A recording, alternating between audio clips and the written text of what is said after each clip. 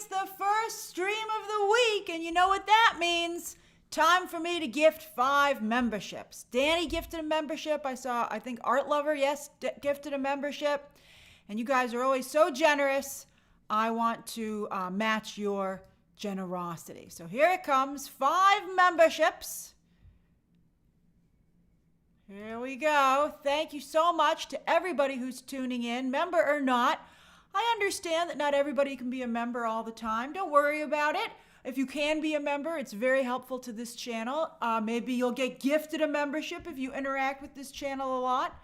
And of course, YouTube has introduced the leaderboard. So that's why you're going to be seeing rankings next to some individuals, 1, 2, and 3. Thank you, Bubbles. Now, I do want to make 2 other announcements before we get to today's stories. The first is that Happy Pride Month. Happy Pride Month to everybody. I think, I think I've been disappointed in some of the discourse that I've seen online. I think it's more aggressive than ever before. And I think particularly as we discuss the entertainment community, not only as the LGBT space, a wonderful fan space, although Lady Gaga fans are quite mean, as I discovered. But for the most part, super nice. And also, of course, a huge part of the creativity out there. Hollywood would not be what it is in any sense of the word without the LGBTQ community. And I don't see how you can love movies or comic books or anything like that and not be supportive of Pride Month. And then I want to also say, Wanda's attorney, I saw it's your birthday. Happy birthday to Wanda's attorney. I try to give birthday shout outs whenever I can on the live, or sometimes I'll tweet people. But Wanda's attorney is one of the most interactive people with this channel. And so I'm very happy to be able to give you a birthday shout out. I hope you have a wonderful day. You deserve it. And thank you for spending part of it with us. Okay, so we have 3 excellent stories to go over today. There's a little something for everybody. We've got Wicked, DC, and Disney. And I tried to, it's weird. It's like slow, but there's lots of little stories.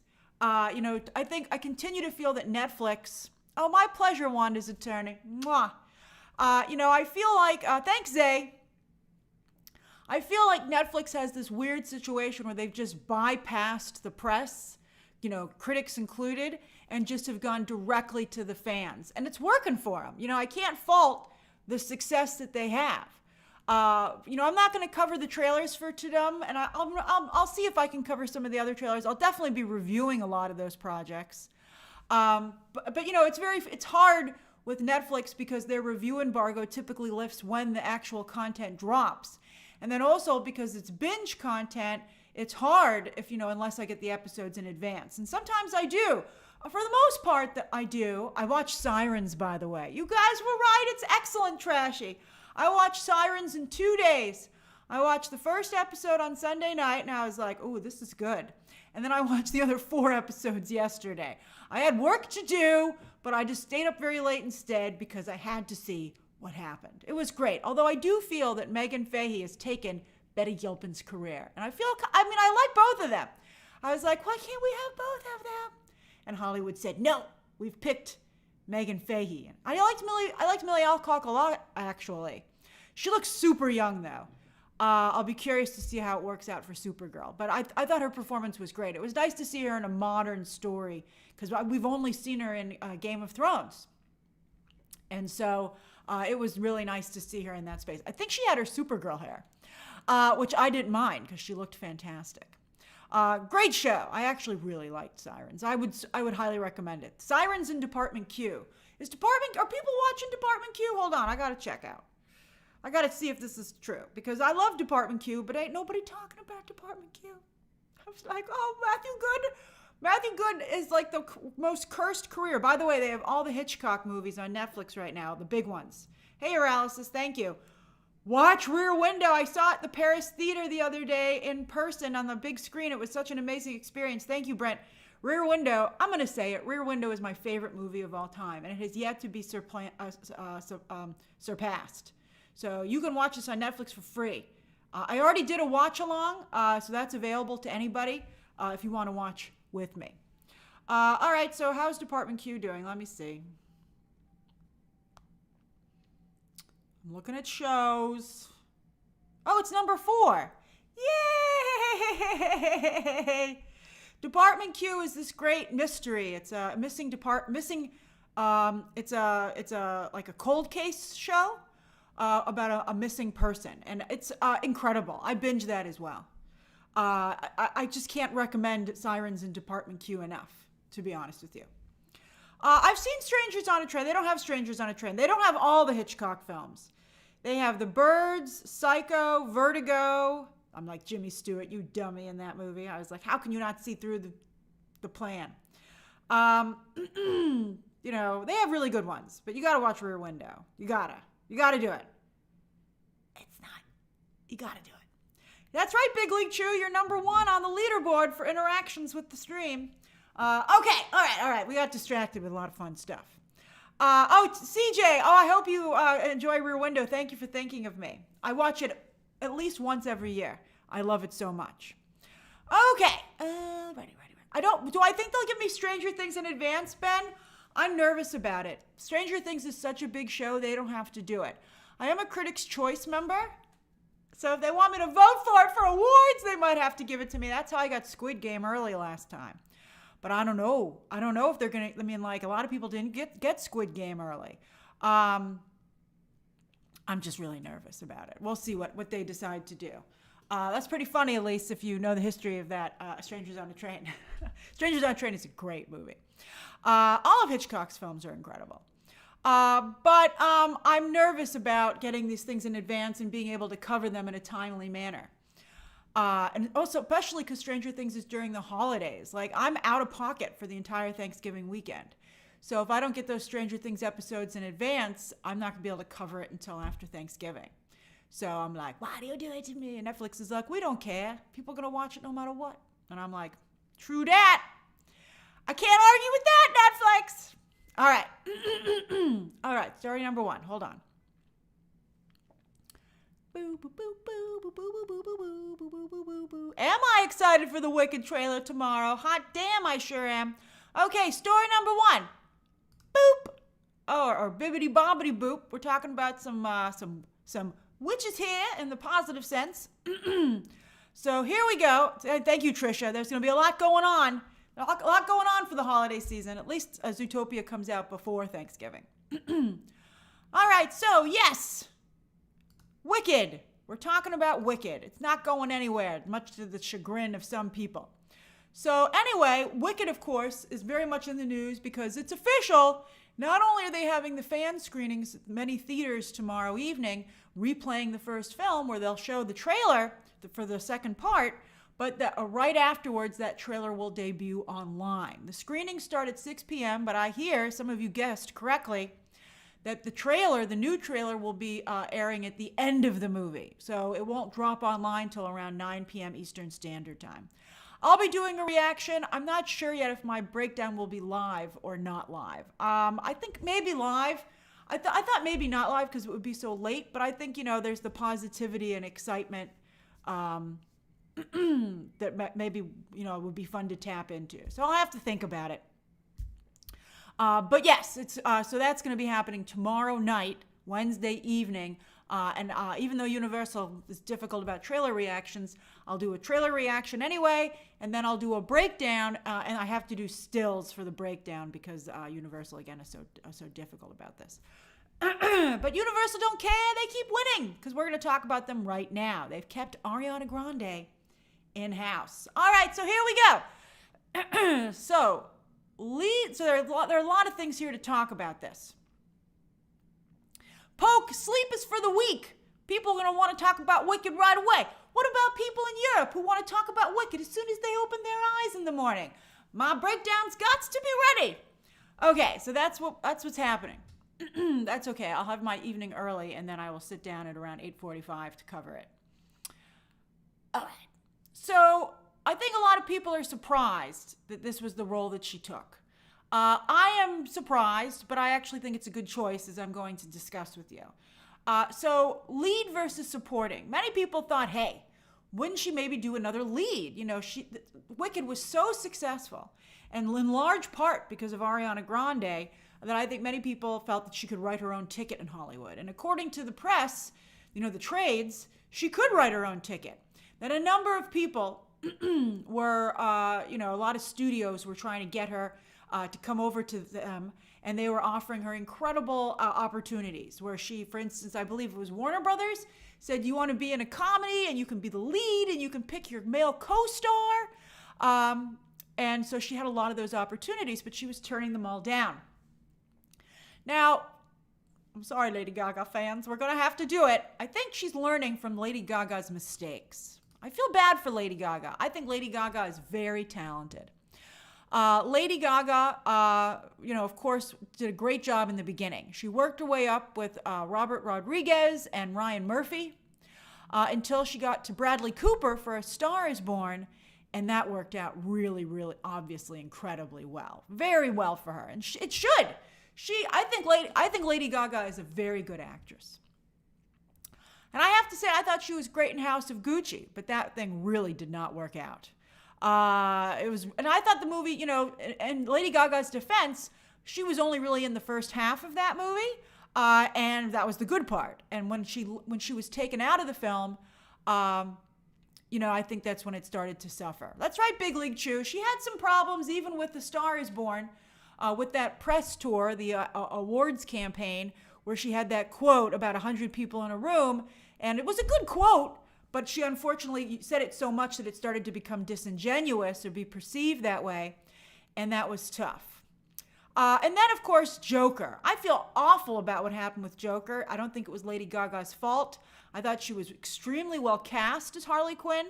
It was just really, I think it was one of the most difficult to watch takedowns, I think, we've ever seen. Unfortunately, women are often vilified. And by the way, that's one of the great things about the show Sirens on Netflix, which I just watched, which I just told you about. That show is actually very much about the how women are put on a pedestal and also then quickly torn down. And I thought that was a fascinating part of that show. And it's really sad that women often are the scapegoats for these kinds of things, but it's unfortunately the truth. I get a lot more heat than other scoopers because I'm a woman, and I get a lot more heat as a reviewer. And that, it's a double-edged sword, I think there are good and bad elements, and you just have to, live with it. That's just the name of the game. There's nothing you can do about it. I've said that before. I said, as difficult as it is, you just can't let anybody chase you out of the space. And Lady Gaga's not going away. She's working really hard. She was at Ta-dum. Some of you said she looked like me, which I thought was very flattering, and I appreciate it, especially although some Lady Gaga fans are still very upset with me. That's okay, but I gotta still calls it like I sees it, and I will continue to say, and I feel bad saying this, that the stink of this flop of Joker is still great. I think Lady Gaga's gonna have a hard time washing that off. I feel bad for her. And it's just an unfortunate truth. Why does Joaquin Phoenix, I think I'm not sure what it is. I think because there was the most riding on it for her. Thank God they didn't have her kill Joker, because that would have been really awful. It's just really an unfortunate situation. I hope I think I've seen some people feeling that,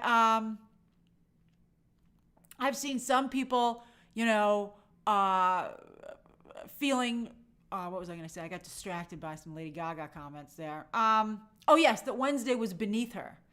I think, Lady Gaga needs a softball. She needs a softball win. And I think that's what Wednesday is. And also I think, she did pretty good off of her new album release, which was supposed to be benefiting from Joker 2, and instead had to try and quickly undo some of that damage. And I think to some degree it did, but Joker 2 was such a catastrophic failure that's going to take some time. I think she'll do it. Lady Gaga is a very hard worker. She'll do it, but it's going to be tough. But I think that Ariana Grande, also a singer, I know she started out as an actress. Lady Gaga also, interestingly enough, has said that her first goal was to be an actress. But I think that Ariana Grande is learning from this, learning from the situation. Okay, and I think she didn't want to do what Lady Gaga did. She's not going to be the lead of Meet the Parents. Instead, she's going to be part of an ensemble. And that is a very safe, and I would say in some ways, clever choice. So I talked to you about this before with Tobey Maguire. Tobey Maguire, before he got Spider-Man, was in a lot of flops. But he wasn't the lead. So it wasn't his responsibility to sell the film. But all he was doing was getting good reviews. That's all he was doing. So Tobey Maguire, that's how he built his career, and that's how he catapulted himself into Spider-Man and did extremely well, at least for a little while. Yeah, Ben 10, I miss Tobey Maguire as well. He's fantastic. So I'm glad that he's starting to come back a little bit. So I think that Ariana Grande is doing the same thing. She is kind of putting herself in a movie that is sure to get a lot of attention and it is in many ways review-proof for her. Because even if it doesn't, we'll see, even if it doesn't do particularly well, she's not going to care. Because, as long as she does a good job in her role, she should be okay. And I think that this is it's relatively safe. I hope she read the script. I don't even know if the script's ready, necessarily. She very much might have done this off of a pitch. So she is going to be appearing alongside Ben Stiller and Robert De Niro. Ben Stiller, of course, is having a comeback with Severance. He's really, back at the top of his game, although he's been getting into a lot of fights with the Knicks lately for some reason. I'd be like, why, Ben? Just celebrate Severance. You don't need to get involved in this stuff. I have to say, Ben Stiller has become extremely active on social media, just like James Gunn. And I think that's really a double-edged sword. Not for someone like me. It's my job to do that. But I think for, industry people who are talent, like who are, if you're a director or an actor and stuff like that, you're supposed to come and go, Some of you pointed out that Denzel Washington just gave Michael B. Jordan some advice about, social media, saying don't overexpose yourself because why would someone pay to see you when they can watch you all day, all week for free? And I think that's excellent advice. That's really, really strong advice. And I see that Tyler just mentioned that. And so I think that Ben Stiller should be a little careful. And also, I think I've seen Ben Stiller start to get into fights. He's very polite, but I'm like, why? Why get into fights with anybody? And, as soon as you start telling people that you're available for fights, they will take you up on it, particularly for those engagement farmers out there. I don't even put myself out there, and I still have to deal with engagement farmers. I think he fought with, Pat McPhee the other day. Who cares? I think that Ben Stiller doesn't even need to address Pat McPhee, quite frankly. I think it's beneath him. Just talk about, you don't need to do it. And also, that's true, Danny. Ben Stiller has been very politically involved, but I think he stepped back from that actually a little bit. He wasn't able to affect the election. So, so what's the point? I think just make sure he votes. So I think that Ariana Grande, Robert De Niro, Alto Nights didn't do that well. I'm not saying I won't watch it when it goes on Max in a couple of days, but nobody saw it in theaters. But still, can you imagine the press tour, Ariana Grande standing next to Ben Stiller and Robert De Niro? That's going to be great for her. That's going to be, I hope it's as fruitful as her Cynthia Erivo interviews. I hope she's rubbing people all over. I hope they're having a great time. I think it's going to be really funny. I think it's going to be really, really good. All right, that's funny that you said hopefully it's funny, Elise. We're going to talk about that. I Don't Care Bear, that's a great comparison, like with Selena Gomez and Only Murders in the Building opposite Martin Short and Steve Martin, although I'm sure Ben Stiller and Robert De Niro are horrified by that comparison. They're like, we're not that old. You're like, then dye your hair, Ben. Okay, so that's really funny. But yeah, that's true. I think I wouldn't be surprised if maybe, that's a great idea for a crossover. If they did like a funny thing where both trios interacted, kind of like did a double take when they ran into each other somewhere. I would be on the phone right now for the Only Murders situation. Is Robert De Niro pushing 90? He looks fantastic. But I would love that. I think that would be just a fantastic idea, and I think it would benefit both brands. Poke, you've never seen any of those movies? Well, we're going to get to them in just a moment. I don't know if Dustin Hoffman and Barbra Streisand will be returning. They were not mentioned in this announcement. The only people that were confirmed to be returning are Ben Stiller and Robert De Niro, Blythe Danner as Robert De Niro's wife, and then Terry Polo as their daughter and Ben Stiller's wife. So we'll see who Ariana Grande is playing. They don't even know. We'll see. But what's also great is that the Universal loyalty. She ended up staying with Universal. Universal, of course, releases the Wicked films. They just announced today they're going to have meet and greets at Universal Studios this summer for Wicked, and they look fantastic. Particularly Elphaba, by the way. The Glinda wig is a little off, but that's very exciting. I think it's a great idea for her to stay at Universal. I think Universal is a empire. They have so many things that they can do with her, and I think it's very important to have studio loyalty. They will really look for projects for you. Look what they've done for Christopher Nolan. I think she's really, really smart to develop studio loyalty, and eventually she might even get, be able to get, like a deal where she can produce and make her own movies. By the way, I wanted to point out, I think that one reason that Dustin Hoffman probably won't come back is that, as you might or might not have heard, he was canceled during the Me Too situation for some pretty, it was pretty bad. I mean, it wasn't like Harvey Weinstein levels of bad, but it was, it was bad. The things that he was said to have done were pretty awful. I think there's always a question to be had is, can you walk back from some of these things? Dustin Hoffman.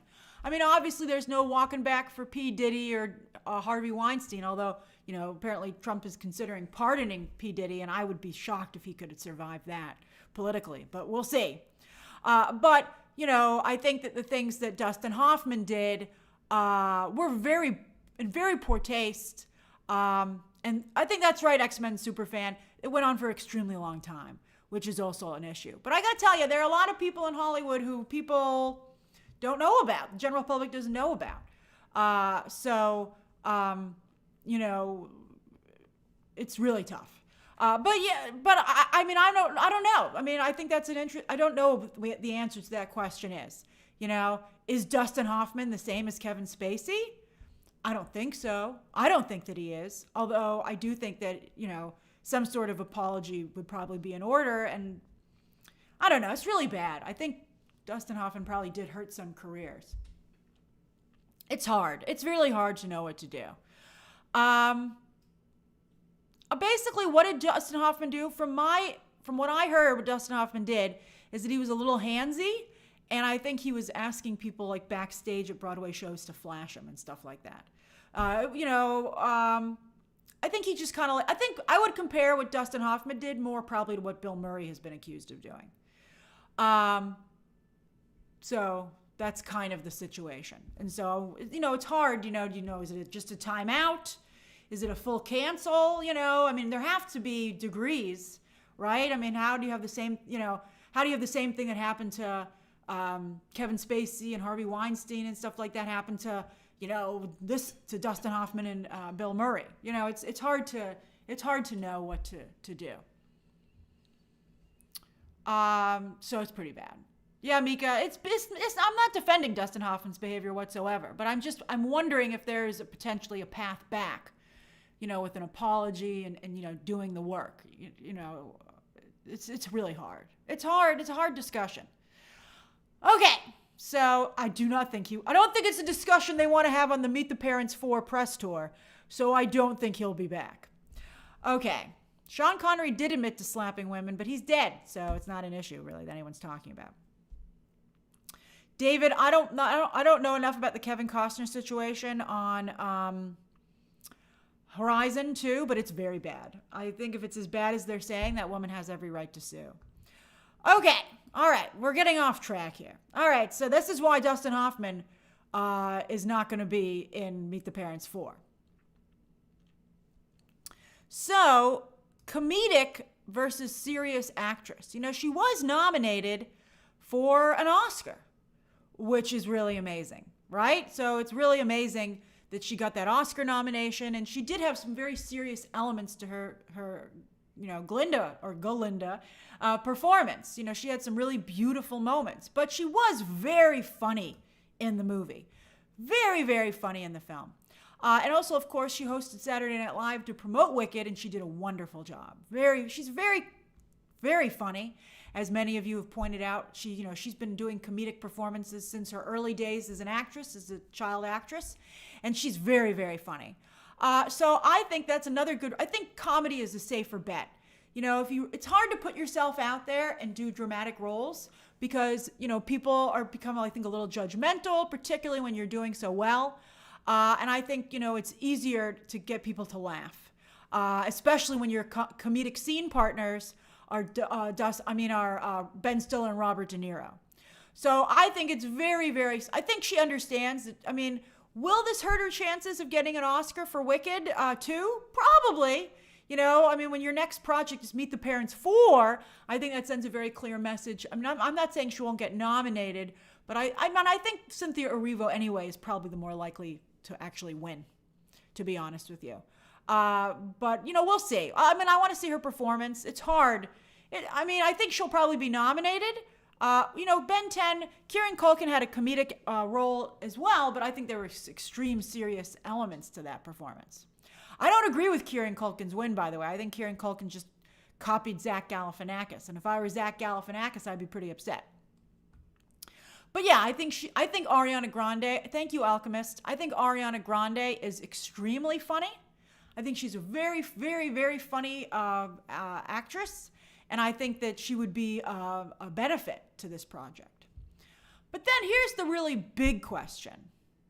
Will this movie even be good? And that, I think, is the most worrying question, because there's a lot of evidence that maybe it won't be.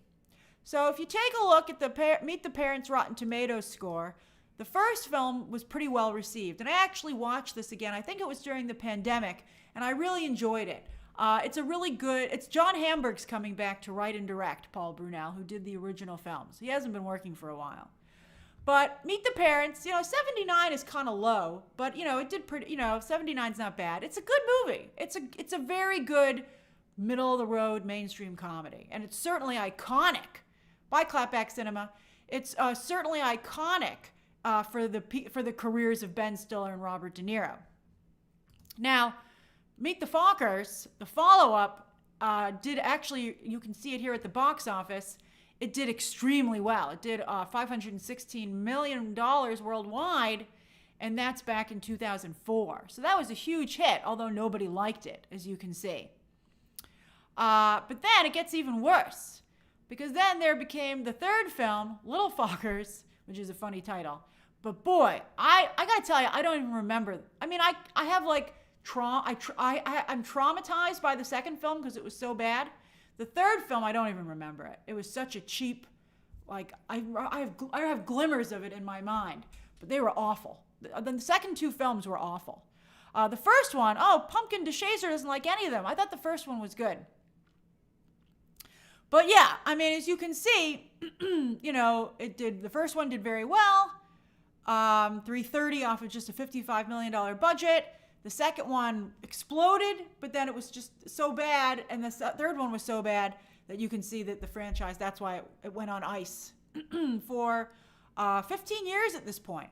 But I think that's fine. Look, Timothy says, my sister loves the first movie. I got to tell you, I think this movie could do quite well. As long as it's just not bad, and it comes out, it's going to be, I think they said a fall release, like October something, I think it's going to do really well. So let's see how it works out. Let's see how it does. Is it going to come out? Let's see. I forget what the date was. It might have been a better date. Hold on. I have the story right here. Oh, it's a Thanksgiving movie. It'll make so much money. It's going to make so much money. Forget it. And that will give Ariana Grande Thanksgiving 3 years in a row. 2 Wickeds, and then Thanksgiving 2026. I gotta tell you, if it's a Thanksgiving themed film or a holiday film as well, it's just gonna print money. Trisha, Knives Out is a good comparison. That's right, X-Men superfan. It's great news for Ariana Grande. They're gonna start filming very soon, which must be why it was announced, because they're gonna have to turn that around really quickly. It's gonna make so much money. Okay, like a lot of money. Like, I can't think of any family that wouldn't see that Thanksgiving weekend, particularly with Ariana Grande added, because it just, it really widens the appeal even more so. All right, does anybody have any questions or comments about this story before we get to the second story of the day? Hi, Ultimate X James. Juan, I'm not overhyping it. I know what's going to do well at Thanksgiving. Danny says these are like the Hangover movies. That's true, but for families, and so they have even broader appeal. Josh loves movies. I love your positivity. That's right. It is great to see comedies coming back. You guys really want to move to the next story. A lot of DC fans are like, why do we always have to wait? Sebastian says, what about diversity? Well, you haven't seen the rest of the cast. I'm sure they're not stupid. They know they're, I mean, come on, they're going to have neighbors and other families that they're dealing with. Maybe they're new family members. The movie, I hope that they're smart enough to make sure that it has broad appeal. That's right, Trisha. She brings in Gen Z, which I think will be a big deal. It's going to be great. All right, let's boop it on out of here. I think you guys are ready. I agree. Let's boop it on over to Metropolis, baby. Hold on.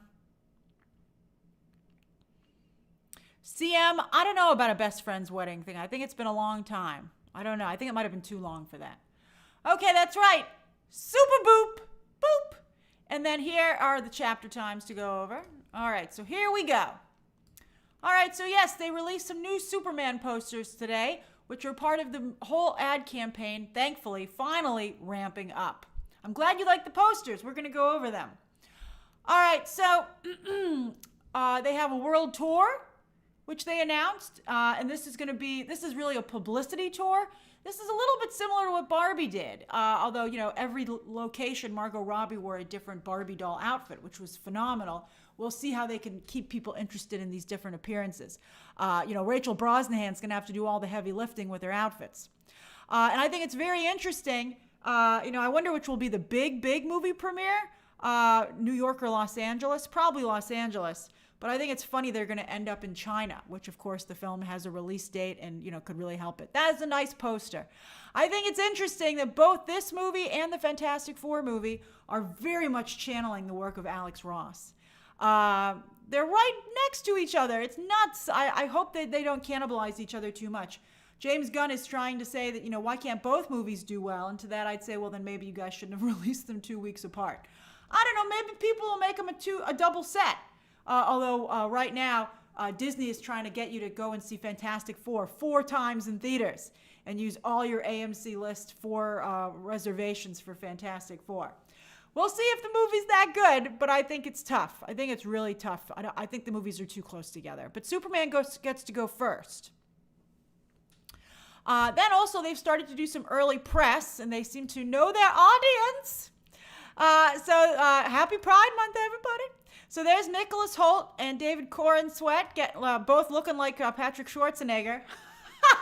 I'd be like, are you guys both dressed up as Patrick Schwarzenegger? I don't know if you saw Patrick Schwarzenegger's interview with his dad for Variety that went out today. And it's funny because Arnold Schwarzenegger won't let his own son talk. I was like, even his own kid, he steamrolls him in the press. Arnold Schwarzenegger's like, I love you, son, but I'm getting all the sound bites. And I was like, oh, Patrick, you got to work on getting some of the spotlight for yourself. Every single clip is about Arnold Schwarzenegger. But yeah, so very, very funny. Go check out some of those clips. They are very amusing. But both of them look almost exactly like Patrick Schwarzenegger to me, which I think is funny. Patrick Schwarzenegger, he is a hard worker. He works extremely hard on social media. I would actually tell Patrick Schwarzenegger to dial it back a little bit because he's this close to seeming desperate. I'd be like, whoa, you were on the White Lotus, dude. Dial it back just a little bit, I mean, he wants to be Cyclops and the X-Men, and I have to tell you, he would be a pretty good Cyclops. Eric just said that. I think he'd be pretty good. I actually liked him. You guys already think he seems desperate. He really does. It's like he's a very, very thirsty, aspiring actor, and I don't think he needs to do that anymore now that he was on the White Lotus. So let's see if somebody tells him that very politely. I just did. I like Patrick Schwarzenegger, but, we'll see what happens. Now I feel a little bad. Oh, well. Okay. And then, of course, they have the character posters that came out, which we're going to go over. Here they are. Woo! And then also, one of you DM'd me today who works at AMC Theaters, and you said you're about to get Superman uniforms, which is great. I wonder if they're just t-shirts or what the t-shirts look like. But I'm glad that Warner Brothers is at least, doing stuff like that. I think that's really fantastic. That's excellent. I'm very happy about that. So that's great. I mean, this is the kind of, attention that Superman really needs to have. Okay, so what the heck? Why is there no Lois and Lex? Well, James Gunn, to be fair, did tweet that at first he wanted to focus on metahuman characters. I was frustrated because I kept waiting for him for a few minutes to drop Lois and Lex posters because those are the ones I actually want to see. I'm like, wait a minute, but that's the one I want to see. And I continue to feel that the movie's not focused in the correct way. Thanks, X-Men. I feel like, that's right, and meta animals, Tim. But I feel like, this is not really a Superman movie. It continues to be more of a DC movie, and I don't know if it's earned that yet. I think I like Mr. Terrific's growing on me. I like the character so much. I really want to see this character work out. But I think that Hawkgirl and Guy Gardner look awful. Guy Gardner is supposed to look awful, but Hawkgirl's not supposed to look that bad. I think that looks awful. And why that stupid robot got a poster? Alan Tudyk. I'm really tired of Alan Tudyk, and I like Alan Tudyk, but I've had enough of Alan Tudyk for a very long time. So anyway. I would have liked Lois and Lex posters because isn't this supposed to be a Superman movie? So let's talk about the posters. Let me make them bigger so we can see them. All right, don't worry, I'm coming back. Here I am. Okay. Woo! It is a nice little block of 6. I will say that. Where's my arrow? Boo, boo, boo, boo, boo. All right, I can point at stuff. All right, woohoo! All right, so some of you are saying it looks CW. Well, I don't like character posters that are this close up. Marvel's been doing this for a while as well. I like big, full body posters that have a little more personality. So they're almost like, the Little Mermaid full body posters that came out, that should have been the first posters. I like the best. I like when they have like a little bit of their world. That to me is really nice. This doesn't look CW to me. I think they're actually pretty cool, to be honest with you. I think they're nice. I think they're as nice as they can be considering some of the character designs. So let's go through them. We've seen this Superman one before. He looks very nice. Krypto looks fantastic. Krypto looks better in this poster than he does in the movie. I mean, he looks adorable there. He's all fresh, so sparkly, and I like his little ear that pops up like that, just like James Gunn's real dog. So I think Krypto looks great. I think that after the success of Lilo and Stitch, and of course Rocket Raccoon and Groot from the Guardians of the Galaxy movies, I think adding Krypto to this movie was really an amazing idea. I don't know if Krypto needs to be in the Supergirl movie now, though. I think that might be a little bit too much Krypto, so hopefully she doesn't take him fully on her adventure. We already have Lobo. We don't need Krypto as well, particularly since if Krypto goes to obedience school between the two movies, then maybe I'll allow it. But I think we already are getting a lot of Krypto already, and, he's very poorly behaved. I hate this robot. I don't like the robot in the comics either, by the way. That's the problem with DC Comics. They've been around for so long, and there are so many different approaches to the characters that we're not all on the same page. Some of you love more sci-fi Superman. I don't like sci-fi Superman. I like, ironically grounded Superman that focuses a little bit more on his Daily Planet journalism aspects. That's just my preference.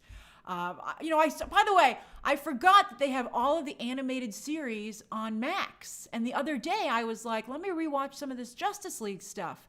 And I was loving it. I felt bad because I tried to watch it with my dad, and my dad was like, this is awful. And I was like, what? I love it. I was like, this is really exciting. And he was like, I can't take it. So I have to watch them by myself. That's right. Where's our Jimmy Olsen poster?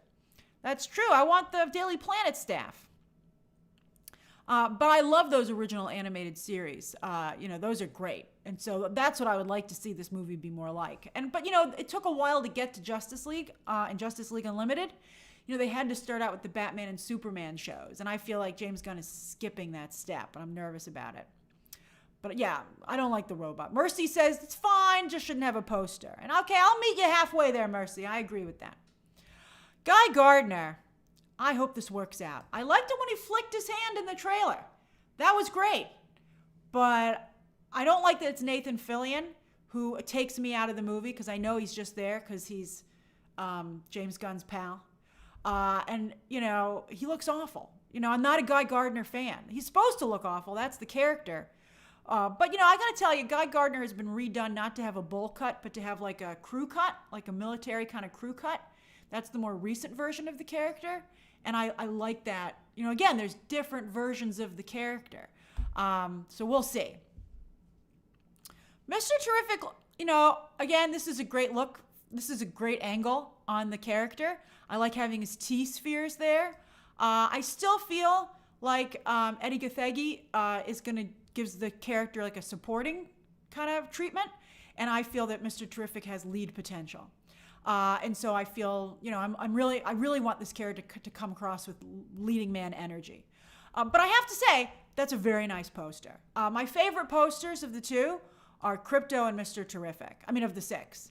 These are my 2 favorite, Krypto and Mr. Terrific. They have the most dynamic. They have depth to them.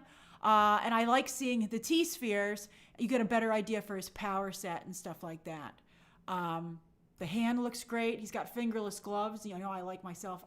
They're like thumb holes. I think it looks really good. I think it looks nice. And I really don't like Hawkgirl. I just have major problems with this. But you have to remember that I like the Justice League animated version of Hawkgirl, which is not this version of the character. This is what's this name? Lady's character's name again? Kyra or whatever. I like Shira Hall, who dates Jon Stewart Green Lantern. That's who I'm interested in. Kendra. Thank you. That's right, Mr. Magic. I'm not interested. I'm not a big fan of Kendra Saunders. I know she's the CW version they used. I know they have her in the comics a lot. Not big on this. Zay says, where's the beefcake and the cheesecake? Well, you have to remember that James Gunn does not like to serve beefcake or cheesecake. He's always on a diet, which is weird because he likes to make a lot of inappropriate jokes. Except, I guess, when John Cena's involved. They love to have John Cena running around in his underwear. So let's see here. Let's do a poll on who your favorite poster is. But I can only have 4 questions. And we're not going to put Superman in there. Let's see here. Which of these posters is your favorite? So we'll do Krypto. We'll leave the robot out too. Sorry. Krypto, Guy Gardner, Mr. Terrific. You got to pick one, Tyler. Let's see here. And then Hawkgirl. By the way, dear Todd McFarlane, put a female character in there. I'm getting really upset about the lack of female representation in comic book movie action figures. I was in Target the other day. I saw the Superman toys on display. That's not from McFarlane. But they had no female characters in the box. Not a Hawkgirl, not a Lois. I'll even take a Miss Taskmaster. And then the McFarlane toys don't have any female characters at all. And I was really pretty freaking upset about it. Now, nobody might buy them, George, but nobody will buy them for sure if they aren't available. Just make less of them or something. I think there should be female characters. There was a really great spoilery Invisible Woman figurine or statue at CCXP Mexico over the weekend, which totally ruined a big point of the movie. Oh yeah, that's right, the engineer. Where the heck's the engineer? Why isn't she in this poster group? She's metahuman. Whatever. But anyway, that was a really nice figurine. So, I don't buy I've become very immaterial after my mold problem a while back, so I don't really buy this stuff anymore, but I would like a Lois Lane. I don't know, it was frustrating. When I was little, I did. When I was little, I bought the action figures and stuff.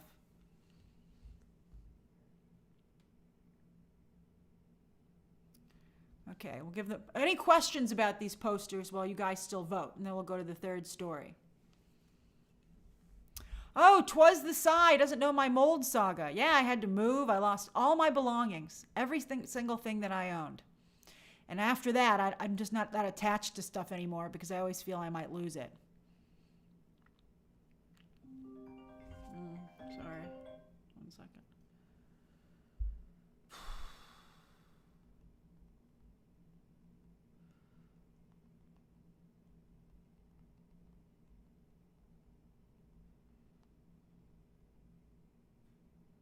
Okay. Thank you, everybody. Enter for None says the T-spheres look like wiffle balls. They do look a little weird. At first, I wasn't even sure they were T-spheres. But I don't care, as long as they're there. Oh, Doc Hayes, I'm sorry that happened to you as well. Kareem, I don't like talking about it because it was such a bad experience, but I will tell you that the mold was in the heating ducts. So whenever I turned on my heat or my air conditioner, it would spread all the way through the entire apartment. It was really bad. Danny, again, my favorite posters are Krypto and Mr. Terrific. And I think Superman looks good.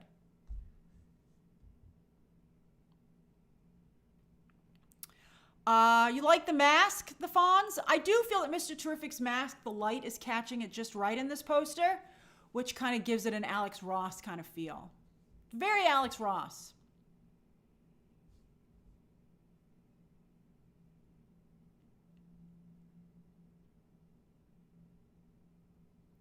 Sapphire Wiccan, that's a nice thing to say. Thank you.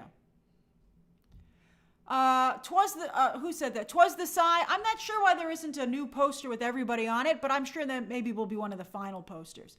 They haven't even, they have to release a Dolby poster, a Fandango poster, an IMAX poster. I think those will probably get a little more interesting. Character posters are great for me, though. Like when I do my review, I can talk about the characters and I have a nice little easy graphic available. So I love it when they have character posters. I'm like, thanks for making my job easier.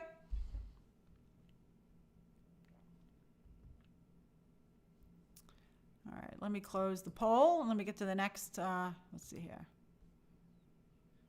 All right, so 50% of you think Krypto looks the best. He's so cute. 33% of you think Mr. Terrific, 11% Hawk Girl, and 5% Guy Gardner. He better be funny. He better be funny and his powers better look cool.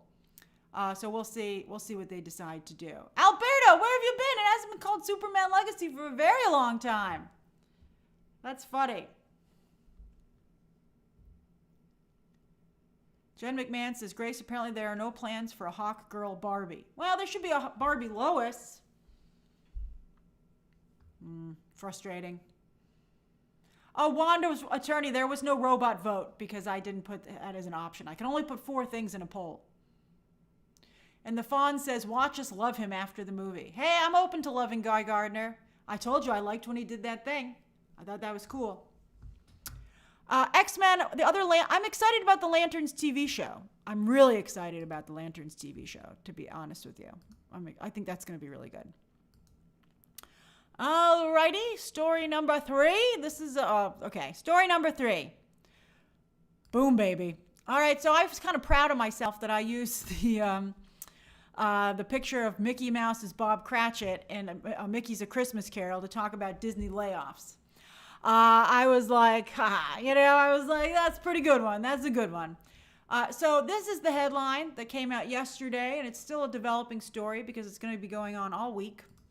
And as you can see, it's interesting because in this very picture is Walt Disney. Although Walt Disney was pretty tough himself. He was a really tough customer. People didn't follow the news like they do now. So, if Walt Disney... Oh, thank you, Gareth! If Walt Disney were to fire a bunch of people back in the day, it wouldn't be as widely known as it is now. So Disney lays off several hundred employees in cost-cutting measure. Let me get my arrow here. All right, so the teams impacted include marketing for film and television, as well as TV publicity, casting and development, and corporate financial operations. Now, people called to mind that Bob Iger, back in 2023, when he came back on, right away, he said, I'm going to cut 7,000 jobs here to really try and make us leaner and meaner as a company. And that was back in 2023. And so he's still working on it. So let's talk about a couple of things. I think this is part of the 7,000 jobs. I think that they never really dealt with the duplications from the Disney Fox acquisition, and they're just doing it very, very slowly. So I think that's a big element here. You know, a lot of the people who are being fired are people who were carried over from Fox. It's really hard for executives. You know, you might be like, boo-hoo, and certainly, you know, it's not as sad as, you know, when other people lose, like working, you know, people lose their jobs. But it's you know, it's unusual for people who are executives, the executive level, to be fired to this degree. And like, where are they going to go? Because all of Hollywood is in a downturn in terms of hiring. And it's not really, you know, when you have a skill set for Hollywood, what other industry does it apply to? So I've heard stories over the past year of people who are at executive positions really not knowing what to do with themselves because there's no other industry for them to go to. And so they go from having quite high-paying jobs to not having any job. And of course, obviously, again, they have savings, or hopefully they have savings, and it's not nearly as sympathetic as people who are living paycheck to paycheck losing their job. But, you know, I think it goes to show that there's financial difficulties at many levels. These people don't get golden parachutes, Deshaun, because there's so many of them. They're firing a couple hundred this week. And so, you know, Psycho, not everybody can get a producer deal. And so these people are, and you know, a lot of them aren't producers. Like if you're a mid-range executive in marketing or TV publicity, where do you go? Where would you go? Maybe you could try to go to Madison Avenue. But, you know, the economy's tough for everybody right now. Now, also, streaming is coming back down to earth. Back when they started streaming services, they were like, oh my gosh, we got to create a ton of content. And they were flooding the marketplace, and they needed a lot of people to make that content. But it turns out that they don't need as many people. So there was rapid expansion in Hollywood, you know, at the business level, and now you're seeing it contract. And so that's what's happening. I mean, some of these jobs probably should never have existed. And so that, you know, but, you know, it's all powered by Wall Street. Wall Street wants to show that they hired a bunch of people, and now they want to show Wall Street that they fired a bunch of people. And it's really sad. We're going to talk about that, as you can see. Now, some people are talking about AI, and people are saying, some other people are countering that this has nothing to do with AI. But you never know. You know, like, you don't know how quickly AI is. I mean, I think AI is moving very rapidly, and I'm disappointed. You know, why do you think tech is being so nice to the Trump administration? There's no safeguards being put in place, you know, in terms of protections for everyday things, and then also to protect the workplace and jobs. So, you know, I think it's very quickly getting out of control. And I mean, you're getting to a point where I don't know how you're going to put the genie back in the bottle. So it's really a problem. And I'm saddened, you know, it's hard to know what you would do. You know, well, are you going to be the only good executive in Hollywood and have your studio suffer financially, you know? But I just don't understand why people are so horrible, you know, executives. Like, I don't want to watch something made by a machine. I have no interest in that. I don't have a problem with AI making people's jobs a little easier. That's not a problem. I think that's something I can understand. But I don't, you know, some of you are, I'll get tweets with people being like, look, Google made a movie out of AI. And I'm like, I don't care. I don't want to watch that. I mean, if you're not getting the soul of the people who made it, I have very little interest in it. Like, what's fun about Mission Impossible? That Tom Cruise is actually doing those things. He's a crazy guy. Sure, he has a harness that's been taken out with CGI, with VFX, but it's okay. You know, it's still, you get the, you know, it's still the heart of it. I don't, you know, if I see a machine doing that and it's not real, I just have no interest in that. So we'll see what happens with AI. And I was disappointed in Mexico 8 Nacho that The Brutalist won awards, because I thought that the AI that was used there was done in a very callous, casual way, in a way that was totally unnecessary, by the way. I was really, you know, I was very disappointed with the use of AI for The Brutalist. All right, so then the power of Wall Street. I have to say that Bob Iger, for the most of his tenure, was a very good CEO. He built Disney into the unstoppable juggernaut that it is today. Michael Eisner, of course, was also important, but Michael Eisner made a lot of mistakes. Except for Bob Chapek, Bob Iger has made almost no mistakes. And by buying Marvel and Star Wars and Pixar, Bob Iger has just totally changed not only Disney, but the industry. And, to some degree, maybe that was bad, but at the same time, Netflix was already changing things. So there's just nothing that could be done. Suarez, but he knew the importance of those things to the Disney IP. I think that, and Bob Iger was one of the first people to realize the importance of IP, period. And I do think he's a very good front spokesperson for Disney. That's a tough job. Michael Eisner was pretty good at it. Walt, obviously, of course, although they're about to turn Walt into one of his own animatronics, which is like something out of the Twilight Zone. And the Disney family's very upset about it. So we'll see how that goes. I don't even know if I would go and see the Walt animatronic because I know it's against Walt's wishes, and I feel that's kind of freakish. But they're going to be introducing that at Disneyland soon. Bob Iger is not a creative, and that's fine. His job is not to be creative. And I think the fact that Bob Iger realizes that is one of the pluses about him. Nothing is worse than a business executive who feels they're a creative. So I think that Bob Iger, for the most part, was a great spokesperson. Bob Chapek was a horrible spokesperson for the company, and that's, I think, one of the things that hurt him. And I think that's why Josh D'Amaro has the front runner to take over for Bob Iger, also coming from theme parks, interestingly enough, just like Chapek did, because Josh D'Amaro, but Josh D'Amaro is having a tough time right now. A lot of people are upset about some of the changes he's made. But for the most part, as Wanda's attorney just said, Josh D'Amaro is well-liked by fans, and he's very personable. He's really good at putting himself out there and interacting with the public, and that's crucial when it comes to a studio executive's job. That's right, Art Lover, just like Seth Rogen's character in the studio. And when you watch the studio, you get a really good idea of what the studio executive's jobs actually are, what they encompass, what their job is and what their job is not. But as I've also been saying, Trisha says, do you think he is the best entertainment CEO? I think he's lost. I think his legacy is tarnished because of Bob Chapek and because of some of the unfortunate statements Bob Iger made during the strikes.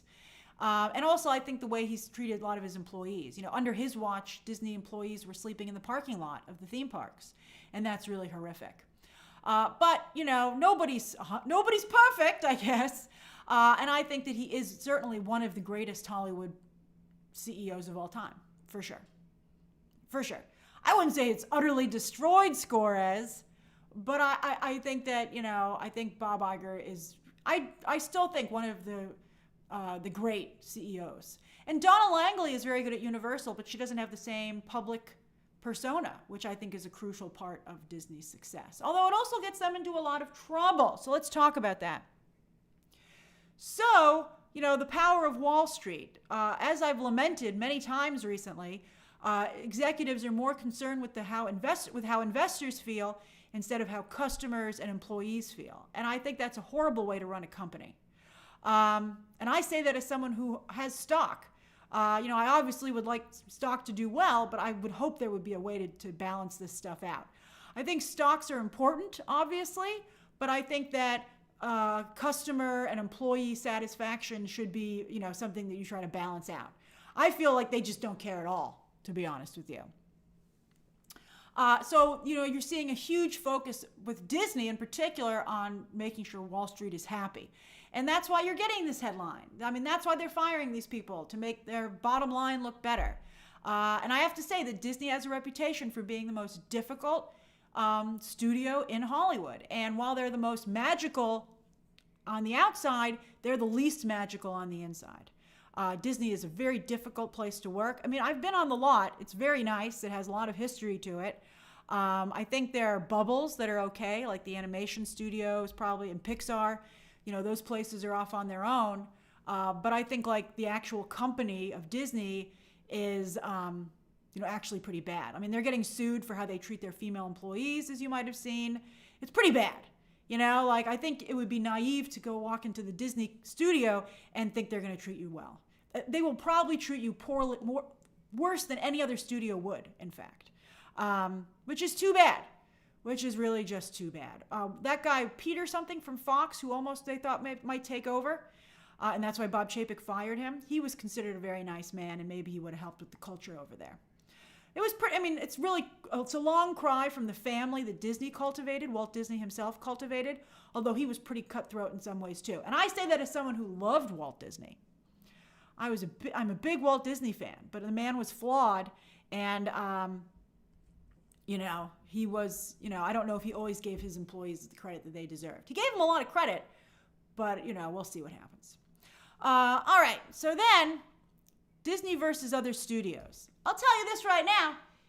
Disney ain't the only studio firing people right now. Universal just fired some people. I'm sure Zazie at this point is such a comic book cartoon villain that nobody even gets that upset when he does bad things anymore. They're like, Zazie, you're awful. You're awful, Zazie. And then we smile. And then he goes and does something good. And we're like, Zazzie's going to zazz. And I think that, Disney's held to a higher standard because they're supposed to be this magical place that's supposed to be all things good. And, I think that as, the curtain gets, it's a little, speaking of Wicked and the Wizard of Oz, it really is kind of a Wizard of Oz type scenario. And I think Disney used to do a better job of keeping that curtain closed. But I think they're nickel and diming their customers to a ridiculous degree. And I just think everybody's starting to see it. I think, also just people are savvier these days. We have discussions like the ones that we have about box office and business. It used to be, I've been seeing people lament the focus on box office lately online. People are like, why can't we just talk about how good a movie is? And I think that's a very closed-minded, naive way to conduct yourself. I mean, why would you not pay attention to a large part of the ecosphere in which what you're looking at is generated? Everyone's like, those are such anti-art words. But I mean, if you think of Hollywood as an art, you are in for a rude awakening because it's a business. It's a business that it's not a nonprofit. It must make money. And that is something, you have to be able to say, I loved it, but it's a flop. And like I did that about Nightmare Alley, by the way. What a movie! Total flop. Total flopola. You got to be, I'm a big believer in being able to look yourself in the eye and being able to say these things. Sapphire says, Saving Mr. Banks was a fair portrayal of Walt Disney. Yeah, I think that's true. Which is funny because it was made by the Disney company. But yeah, he wasn't very honest with P.L. Travers. He was like, oh, I did something behind your back. And that's very Walt. X-Men Superfan says, Thunderbolts deserve better than to be talked solely about in the box office. But that's not true, X-Men Superfan, because I think, how do you not talk about the fact that it's performed worse than Captain America 4? That's just really shocking. All right, I'm getting really low on time. I got to get going. So let's do a quick 5-minute Q&A today. I'm going to see Ballerina today. That review embargo lifts tomorrow at 6 p.m. Eastern Standard Time. Twas Sai says, but Grace, art has inherent value. A good movie can't be a flop even if it underperforms. Yes, it can.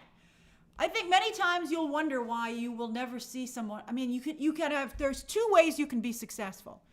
Box office or awards. Your movie can make no money at the box office, but if it's able to win awards, then you're still good. But why should you sit there and wonder if a movie is going to happen again, or why isn't someone working again? And that's the reason. I don't know if there's an F4 trailer tomorrow. I asked some of my sources about it, and I haven't heard back from anybody yet. I would think there would be, although Disney has not always been releasing trailers when tickets go on sale.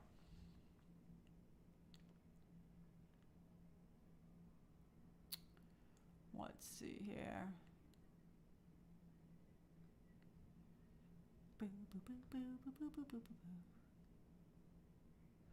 MM92 says, Grace, how far away are we from a fully AI-made feature film getting a theatrical release? And will you feel pressure to review it when it happens? I won't review it, MM92. I mean, let's see. But right now I'm saying I won't review it. I don't want to support something like that. And I bet you that it will be someone small who releases it, and we'll see how it does. David Wayne says, AI takes the humanity of what we see and listen. It no longer becomes relatable in any way. People inspire other people. while AI creates product. It's quantity over quality. I don't know. I mean, that's a heavy conversation, but I do feel that AI does not think, I guess it's robot dreams, right? Unless AI makes them, I don't believe AI is fully independent. I feel it's programmed and I just don't trust it.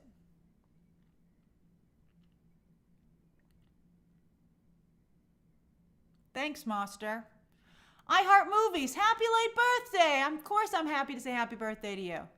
Trisha says, what did you think of the Stranger 5 trailer? I thought it was okay. I thought it was very much talking about, showing previous clips. I'm looking forward to seeing more of the actual new season. They're like full adults now, though. Harrison, a movie can be a masterpiece and a box office flop, but you will never probably you're unlikely to see anybody from that again.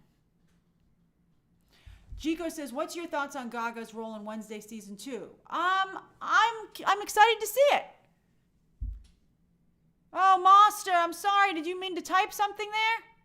Mikey Bray, I'm not sure when we're getting a Mortal Kombat 2 trailer. Maybe with Superman, although it's an R-rated film. You'll get it, maybe Comic-Con.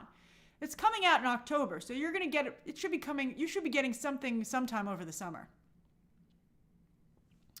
Paul says, what happened to the AI protections that were in place during the strike negotiations? Everyone's just ignoring them. Everybody struck for nothing, apparently. Alexander Padilla, but that's not true. They got other protections. Alexander Padilla says, hey, Grace, if Superman does well, can you see Isabella Merced's character getting into a relationship? No! It's got to be Shiara Hall. I want that. I want it just like it was on the animated series. X-Men Superfan says, I need a Wonder Woman film. We have so little of her. Yeah, it's really unfortunate what happened with that character. Ouroboros Snake says, that's a good name. Do you think the Authority movie will happen if Superman and Supergirl succeed? I really doubt it'll happen. I think it's a waste of everybody's time. Hector, the rumor is that Fantastic Four ticket sales are going on tomorrow, but we haven't gotten any official confirmation of that. Madav, I'm trying for 3 streams this week. I'm really going to try. Gunnar says, who do you think will win in July? One of the live streams might be the Wicked trailer breakdown. Gunnar says, who do you think will win in July box office wise? And who do you think will have the best reviews? Critics really like James Gunn. So I have a feeling Superman might have the best reviews, but I think Jurassic Park will win the box office. Wanda's attorney, I don't know why. Oh, I like that #1 leaderboard crown on you. How fitting for your birthday. I'm not sure why they aren't using more to promote Lois Lane. I think that's weird. She was all Lois and James Gunn for a while there. So I guess they want to show some love to some other people. Hey, Jonathan. Hey, gorgeous. Right back at ya. I saw clips of Gaga's Tudum performance. To be honest with you, I was very busy this weekend, so I just couldn't. If you hold Tudum on a Saturday night, it's hard for me to be able to check it out.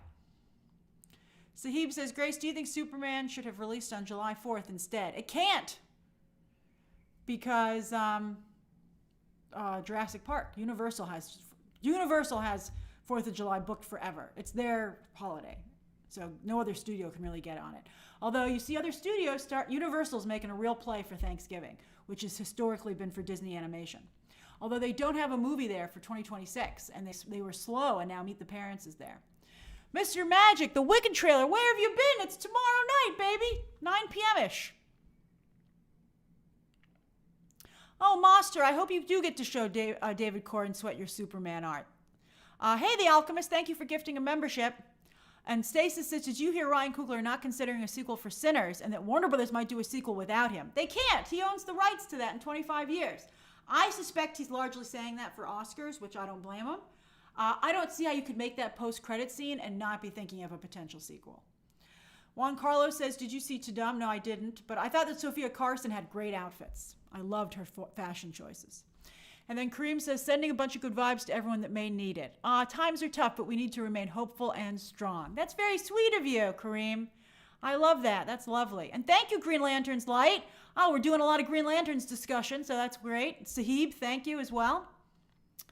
And that's right, Mystic. Universal has Father's Day as well. You know, Man of Steel, Zack Snyder's Superman movie came out for Father's Day. And I think Superman maybe should have come out for Father's Day as well. I think, you know, my dad is the one, he's the only person in my family who's super excited about it. Because, you know, dads love Superman. Niall, I couldn't watch the whole Gen V trailer, but it looked promising. I'm going to cover Gen V for sure. I'll cover that show. I love, what's the name of that actor? Hamish Linklater or whatever. I forget his name. Even though I love him, I'm so glad he's on the show, so I'll be watching. David Wayne says the animated DC series had good writing. They did. They were very strong. They were very, very strong. That's right, Kareem and Ben 10. Dads love Superman and James Bond. I mean, my dad does as well. My dad and I bond over those things. Although my dad loves Wicked as well, as many of you know. I told him earlier today that the trailer was going to come out tomorrow. He got so excited, and he also said that Wicked was robbed for Best Picture last year. So he's such a big fan. I told him that Dorothy was going to be in this movie, and he was like, oh my God, this is going to be perfect. He was like, absolute cinema. He did the meme. All right, everybody, I had a great time talking to you as always. I'll see you very soon, definitely for Wicked tomorrow. Have a great rest of your day. And also maybe I'll be doing Fantastic Four coverage tomorrow. And then also at some point, depending on what happens tomorrow, it'll be either tomorrow or Thursday morning, my ballerina review will go up. So why not hit subscribe so you don't miss any of these videos? All right, everybody, bye-bye.